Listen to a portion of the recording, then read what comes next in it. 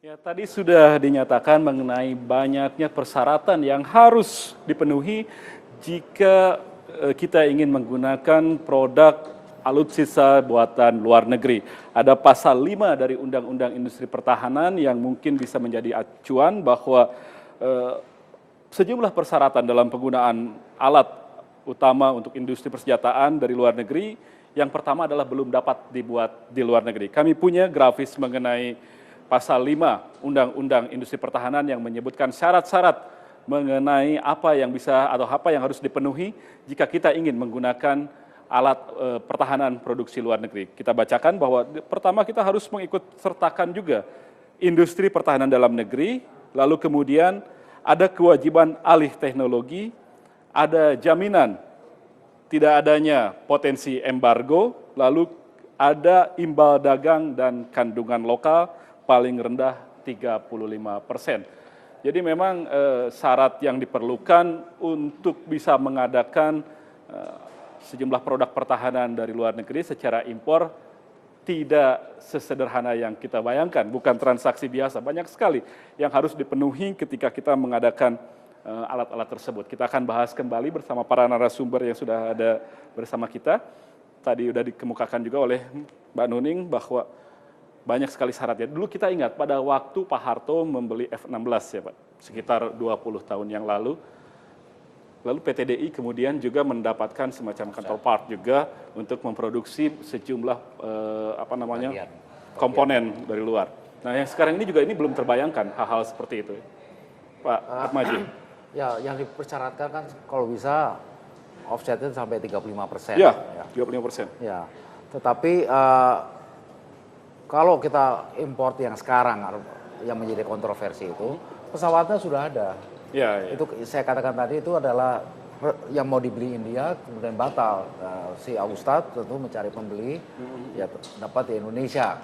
Ya mungkin bisa berupa produk lain yang dikerjakan oleh kita dengan nilai setara 35% itu. Ya tidak memenuhi persyaratan. Undang-undang. Iya, sesuai undang-undang gitu. Pak Saiful, tambah lagi mungkin yang harus dipertanyakan kalau seperti itu. Kita akan panggil Kapustaf Angkatan Udara Ya. dalam minggu ini untuk meminta penjelasan kepada beliau sekitar kontroversi ini. Namun demikian kami dari fraksi Partai Persatuan Pembangunan yang mendukung penuh Presiden Joko Widodo dan Yusuf Kala mengembalikannya kepada Presiden. Apakah Presiden butuh atau tidak? Kalau Presiden membutuhkan silakan. Kalau Presiden tidak membutuhkan, tentu beliau akan punya sikap tersendiri dengan cara yang mungkin sudah dipikirkan juga oleh Presiden sebagai imbal balik dari pembatalan misalnya pembelian itu. Namun sebenarnya ini tidak menjadi politis ya jika seandainya Staf Angkatan Udara mengatakan bahwa kita membutuhkan ini sebagai sarana operasional Angkatan Udara sewaktu-waktu yang dibutuhkan yang di dalam negeri belum bisa. Ketika namun demikian, kepala staf mengatakan bahwa oke, Presiden nggak menggunakan nggak apa-apa, kita akan pakai juga untuk VIP. Nah itu yang VIP itu sudah ada standarnya masing-masing negara. Misalnya Presiden Amerika, jangankan helikopternya, mobilnya aja dia bawa sendiri 2 biji ke sini. Jadi itu dia sangat security-nya sudah sangat Namun demikian saya berharap pinjaman luar negeri itu saya yakin itu dibahas sudah sedemikian lama. Nah dari bahasan yang sekian lama itu yang disampaikan oleh staf khusus Menteri Koordinator Politik Hukum dan Keamanan tadi, apakah ini bisa ditelusuri? Ada nggak usulan dari Menteri Pertahanan itu jalurnya itu dari TNI Angkatan Udara, kemudian dikirim ke Menteri Pertahanan menurut Undang-Undang TNI nomor 34 tahun 2000 itu tahun 2001 ya. Melalui anggaran TNI itu melalui Menteri Pertahanan. Nah, Menteri Pertahananlah yang mengusulkannya kepada Bappenas.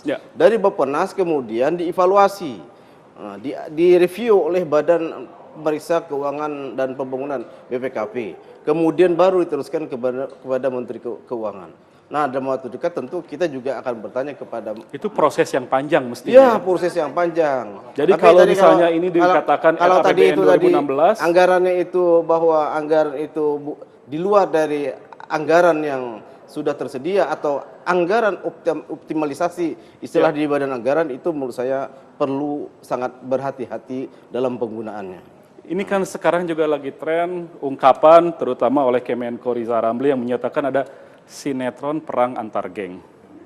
Mungkin nggak dalam hal ini pun sebetulnya juga ada semacam pertentangan di antara mereka yang menjadi broker pesawat-pesawat atau alat-alat alutsista dari luar negeri ini, Pak Atmaji ini. Kalau persaingan dalam arti baik, Oh iya pasti tentu ada. saja, dan itu bagus. Tadi persaingannya itu kemudian menjadi tajam karena perwakilannya, kita pakai kata yang sopan, perwakilannya di Indonesia tentu berusaha keras agar produk yang dari mereka wakili itu masuk, karena dengan demikian mereka bisa makan. Gitu ya. Jadi bukan apa namanya semata-mata saling sikut di antara broker yang satu pegang Agusta, yang satu pegang Airbus gitu.